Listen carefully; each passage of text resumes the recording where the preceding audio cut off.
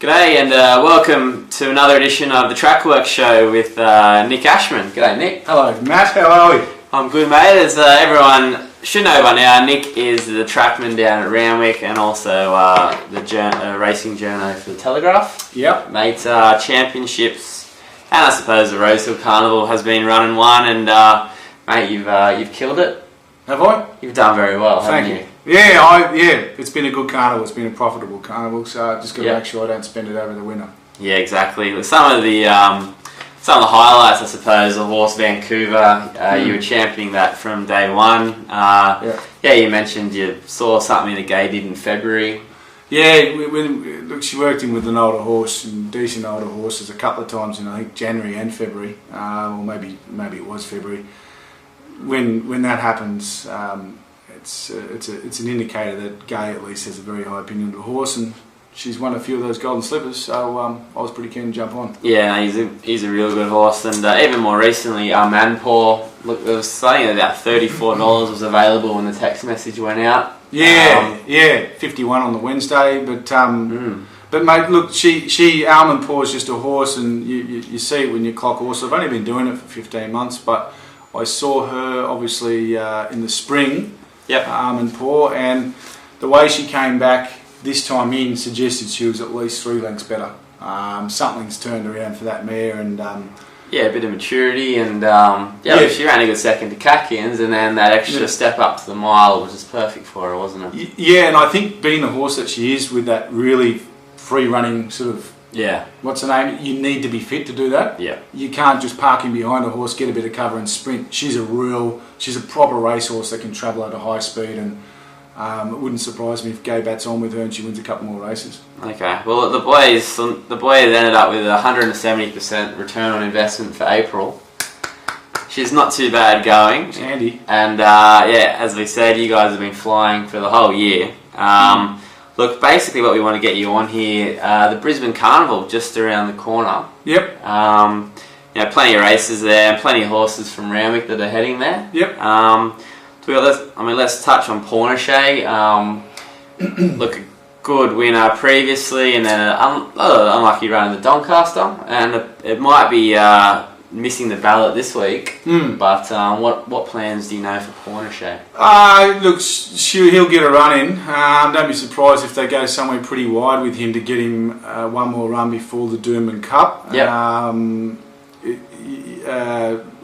We'll see what she ends up doing with him, Gay, but I think he'll win the Doomben Cup. Okay. I think he's a proper racehorse. I thought his run in the Doncaster was fantastic. Yep. Gay's horses notoriously don't come back in distance very well. It's one thing that probably eludes Gay in a lot of ways. Because of the way she trains them, they're so dour. Yeah, they're trained to jump and run, and if you watch them in their work, they're sort of working from the 4 or 5 furlong mark as opposed to just a 400 metre sprint home, and as a result of that, they usually need to be going up in distance. So Pornichet coming back and doing that in the Doncaster Mile, and I think he did it on, was it 2 week or 3 week? I can't remember now, but better check that out. But I think going back up to 2,000 metres will really suit that horse, and he's the one to beat for mine in the Doomben Cup, unless Libaz rolls along in front, but I think that only suits Pornichet if he does. Yeah, bit more of a turn of foot as well. Probably Libaz, he's going well, but Pornichet, although it's Gay, it's got a little bit of X factor, doesn't he? Yeah, he does, and I think it's his race. I think it's his race to win for sure.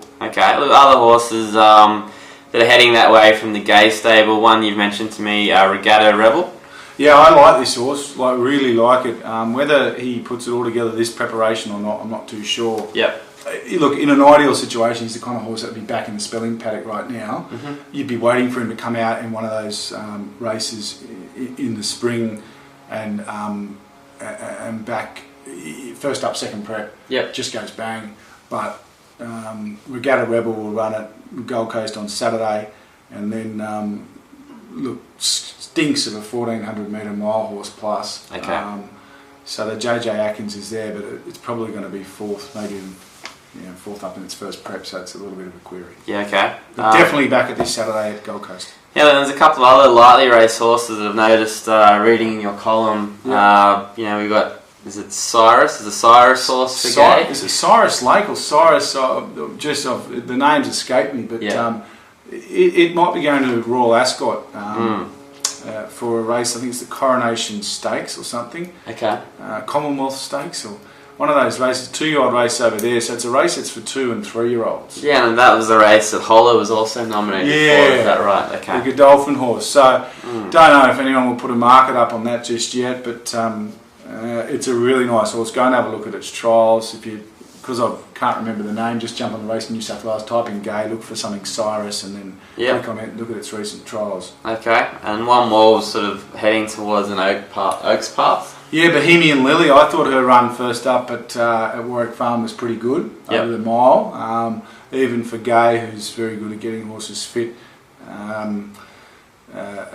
First up miles testing, especially on a soft track, and sometimes even with Warwick Farm because it's 1400 metres at Warwick Farm is very soft, as you know. Yep. But the mile they do have that extra bend. Yeah. The horse was sitting wide, and they've sort of got to make their run on that bend as well because the straight's so short, so it can be a little bit testing for a horse first up. I think she's a real chance if they sneak her into a Doomben Roses. I think she'll be a big hope. Okay, and look both yourself and Warren. You know, as we said, you've been flying, but you'll be tipping.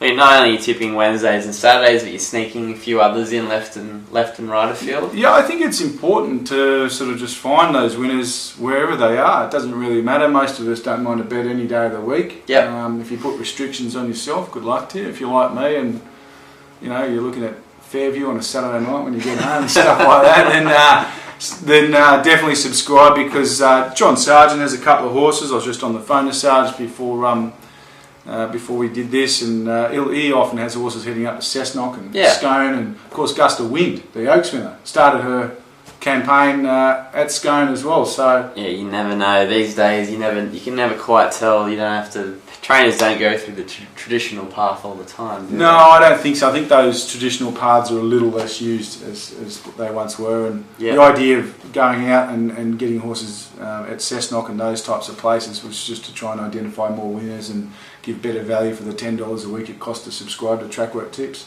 Exactly, and look, there's a little bonus I think the boys have put together. If you grab the Trackwork Tips, they're going to give you the tips from the Brisbane Bandit at no additional cost. Oh, well, that's good, isn't it? So Brisbane Carnival's coming up, so the pressure isn't just on you to find winners in Queensland. Oh, that's good. Look, boys, thanks for sitting down with me for another week. Thank you. And we'll catch up again in the next couple of weeks. Yeah, we will. We've got 3 this Saturday. Jump in. I won't give it up now, but I've got 3 horses on Saturday that I'm pretty confident will run well. Beautiful. Thank you.